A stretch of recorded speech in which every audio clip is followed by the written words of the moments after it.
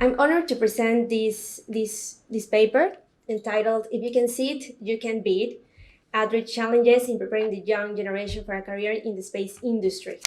But I'll start asking you one question. How did you get into the world of space? What brought you here today? What sparked your interest in being part of the space community, the space sector?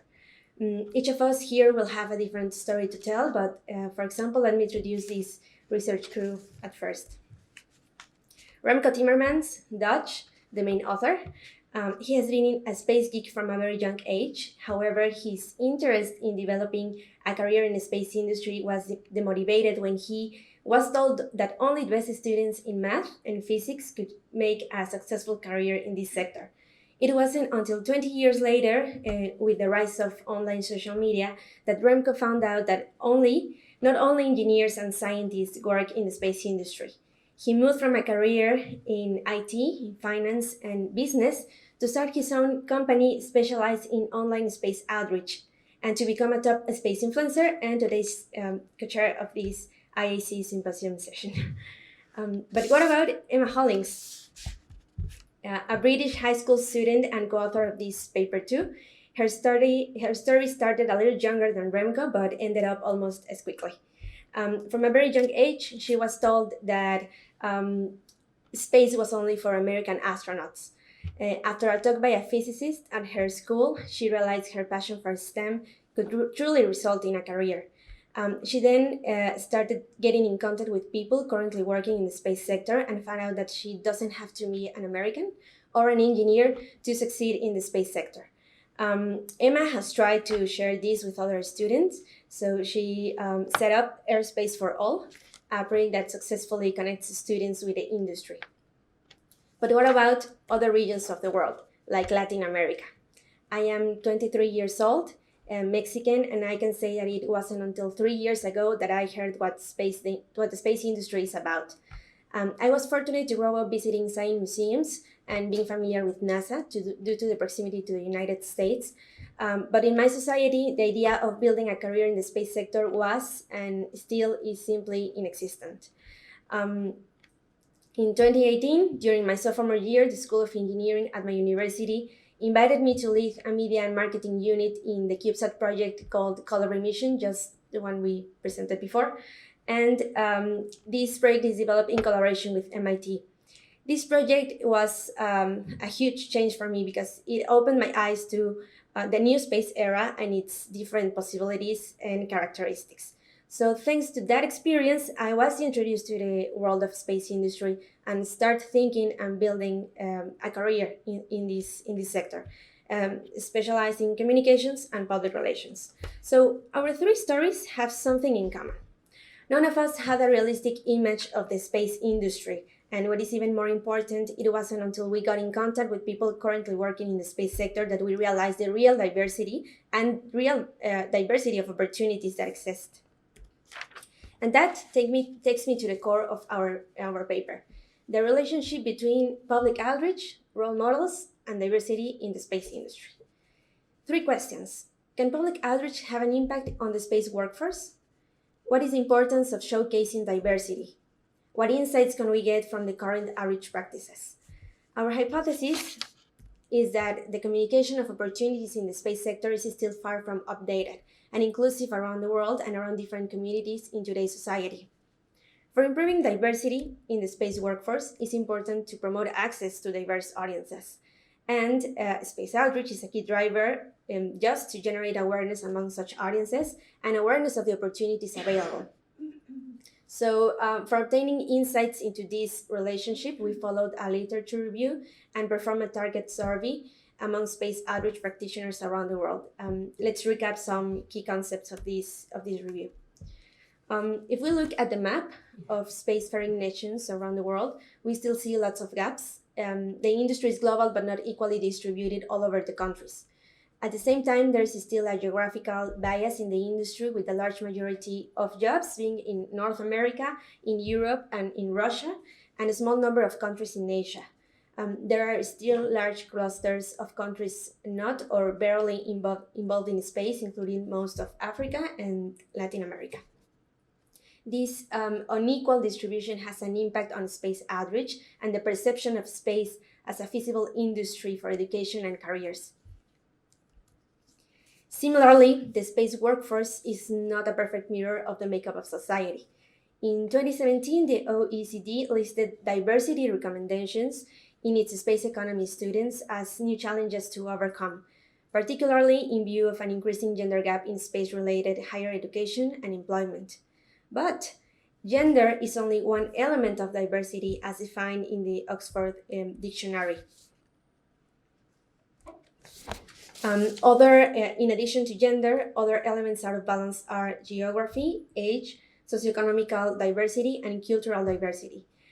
Three of them, gender, geography, and generation, are currently promoted by the IAF3G initiative. Furthermore, other economic studies have concluded that the more diverse companies are, the more likely they are to outperform. So how can we help from outreach to improve diversity in the space industry?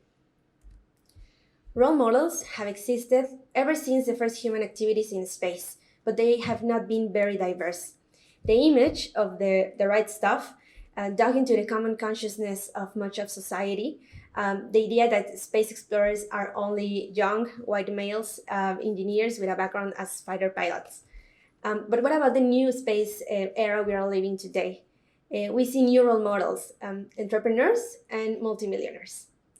And also missions like Inspiration 4, which aim to inspire the world about the fact that space is now accessible to all.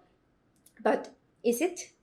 The mission really raises many more questions about the real inspiration and real accessibility of space to anyone at this point in history. With the rise of a new space era, space outreach acquires new dimensions too. So, and role models have a critical function in space outreach objective of inspiring and supporting a healthy, diverse, and steady workforce. If students recognize traits of role models in themselves, they will believe that they can reach the same position in their careers. So choosing who to showcase us as communicators is an important step towards providing a piece of realistic information about working in the sector. And some initiatives have started working on that. UNOSA, the initiative, and we just listened to the European Space Agency campaign about diversity. So yeah, we're working on that. In this sense, we asked 30 space communicators around the world what they thought about the role that outreach has in the promotion of diversity, inclusivity, and a career in space. We understand outreach as activities focused on increasing overall interest, involvement in, and knowledge of scientific content, just to be in the same page. The answers were analyzed and grouped into 6 topic categories: target audience, about who we are talking to, presence of STEM and non-STEM careers and topics in outreach, the impact of diverse outreach methods on career development, space outreach effectiveness around the world, diversity and inclusivity, and finally, perception of a closed space industry that is among society. Starting with these highlights, when asked which kind of careers the communicators focused on when choosing topics and perspectives for their activities, the majority answered that only STEM topics, which could vary from a wide range of careers from engineering to technical disciplines. Moreover, although a minority focuses only on sharing non-STEM topics, which could be communication, business, and law, it's relevant to report that almost half of the surveyed group includes both STEM and non-STEM. So this is improving. I guess that years before, this diversity of both STEM and non-STEM topics wouldn't be the same. Additionally, communicators also consider that media outlets still have an important role in the coverage of diversity of role models in the space industry. One of the answers along the survey was that many media outlets still present the stories of astronauts and engineers, but it would be good to hear more about other people involved in the missions, the ones that are sometimes backstage. On the other hand, the most impactful outreach methods are found to be internships, mentorship programs, and public discourse. Internships have a high impact but are reported as not very widely available, so therefore it's not a realistic option for the majority of students around the world, especially in countries with a nascent space industry.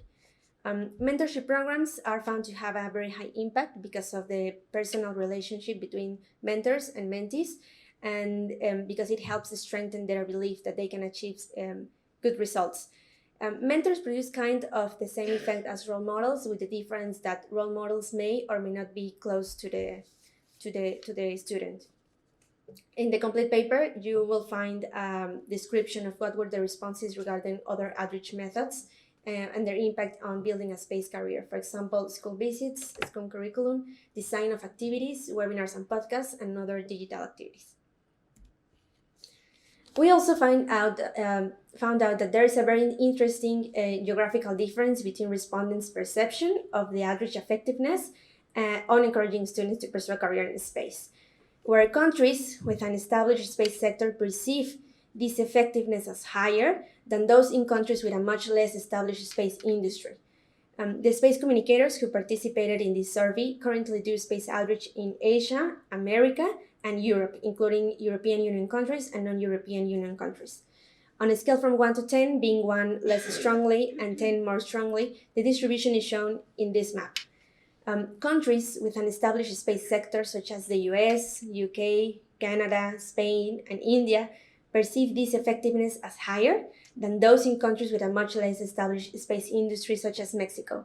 So we can see here the different range of effectiveness, and this tells us that maybe geography in effect influences the way we are doing outreach, not only about the quality of our content and the tactic we are using, but also the place we are doing it. Finally, we asked respondents why they may believe that there is a perception that the space industry is not that, it's difficult to enter, and therefore how we combat this idea from outreach. The answers covered the following 6 reasons. First, because people are still not aware of the new space and its characteristics or benefits. Secondly, because people perceive that the space industry is exclusive or limited to certain countries and certain socioeconomic levels. Then people still perceive the space industry as a STEM only, and therefore think that it's too difficult or challenging. And finally, people have such perception because of the present role models promoted in society, which is along with our hypothesis. A detailed description of some examples of these ideas can be found with detail in the paper. To conclude, here are some takeaway ideas. An important step on the road to a diverse and inclusive outreach is understanding the diverse audiences. This means building specific outreach strategies for a target audience and not expecting the general public to fit into one general one. Secondly, the new space era, together with its technologies, its characteristics, companies, characters, has brought the idea that space is accessible to anyone. So one idea to promote such accessibility is spotlighting new space characteristics and benefits, as well as the international opportunities that are currently available for participating in the space industry, whether at an amateur or professional level. There are many institutions and internship scholarship programs that can help students around the world connect between each other. So this could be a good way to contribute to the integration of various regions to the world in the space sector. Then, not all countries in the world are equally active in the space sector, as we saw in the slides before. So how can these people be motivated to develop a career in the space sector, which in turn could even lead to the development of the space industry in their countries? Who could be an effective role model if there is little or no space activity in that country? Well, one proposal is to identify and showcase success stories of local people who have developed a career in the space sector abroad. These cases can empathize and inspire the population from their home countries. We are working on that in Mexico. And finally, it is important to have in mind that space outreach can have an important influence on public opinion. Space outreach influences parents, teachers, and other social actors and decision makers who, at the end of the day, are closer to the students and young people. So hopefully, one day we'll reduce the bad advice or isolation that Remco, Emma, and I experience and motivate more students to pursue and believe that a career in the space industry is possible around the world. You can find more insights and more recommendations for doing outreach from a diversity perspective in our paper. If you'd like to talk about more of these ideas, please send us a tweet. We'll be glad to talk with you and share some ideas. Thank you so much for your attention. Thank you very much, Daniela. Do we have any questions? So first of all, I enjoyed the presentation very much. Thank you. I have one observation, actually, and a question perhaps.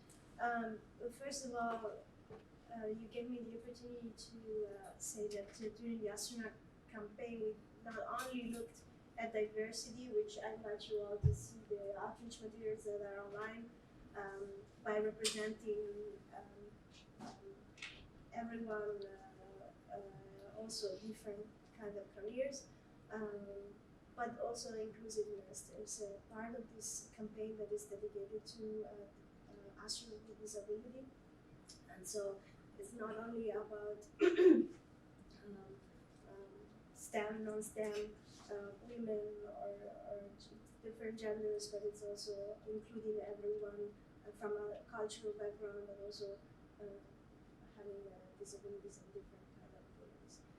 The other part is I was curious to know more about your point of view of why the public should be aware about new space. My feelings is that new space is not specific, well, it is not, but it is something that everybody is aspiring to reach as a new way to do space, but it's across the whole sector. So government and industry are trying to find a different way, more sustainable way to reach or to carry on space activities. So it's not so much for you, but it's just a point of reflection as are we really trying to find out a new space as is something specific we want to reach, or is it something we are transforming into? And the other part I would like to understand, from your point of view, how can we better understand what people are interested, what are the people's interests in order to craft material that is actually relevant to raise awareness about space activities and reach new audiences. Okay, well, thank you for your comments and insights. For the first point of view, I guess that I can tell from the perspective in Mexico, where we are doing outreach. I'm leading the communication unit of Color Remission, just the CubeSat project. And what I have learned is that in Mexico, the space outreach activities is still focused on the old space era, this space race, these old rockets, these big missions that obviously they are important and they are part of the history and they still have many things to learn. But many people are out of knowing that this new space era has, for example, the democratization factor. The fact that many new technologies are allowing people to enter to space.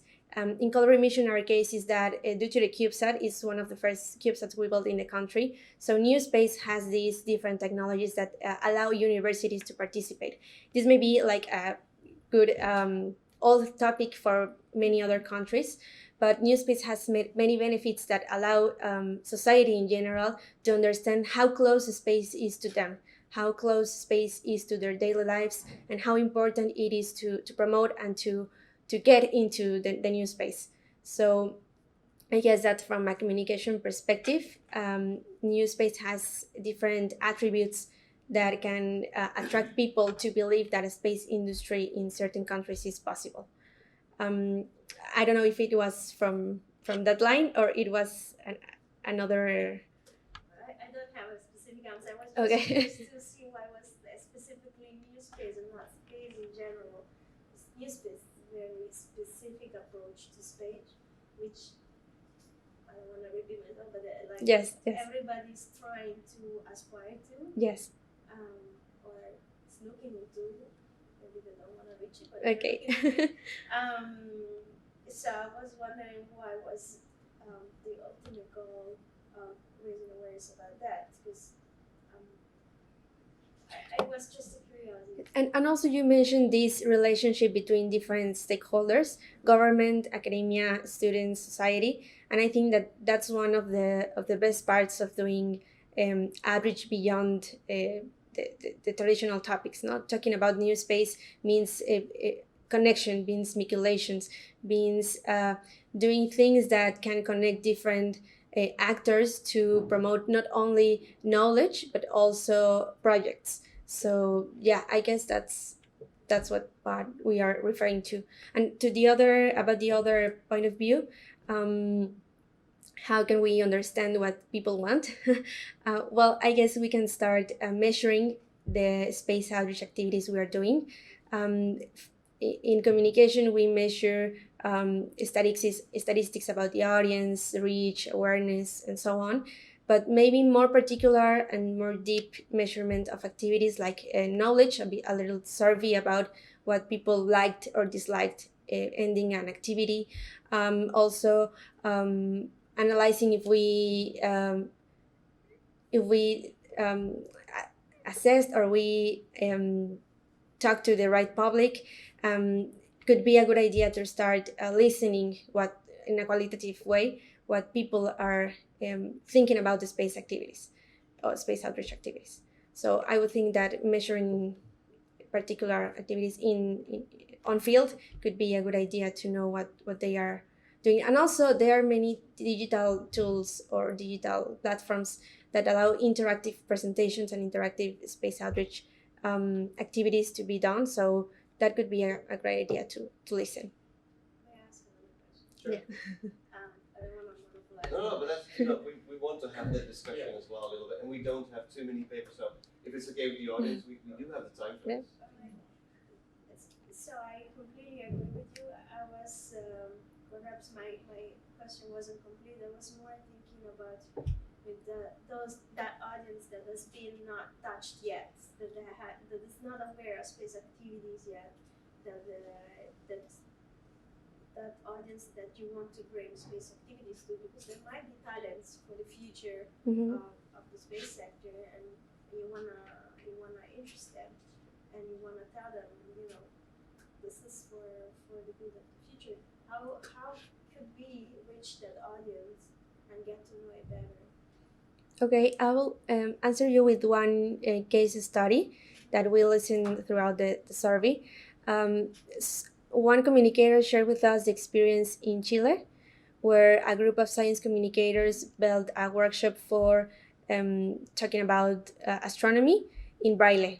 So it was interesting to know that that community in Chile, it was a primary school. They didn't know practical things about astronomy and telescopes and constellations and so on.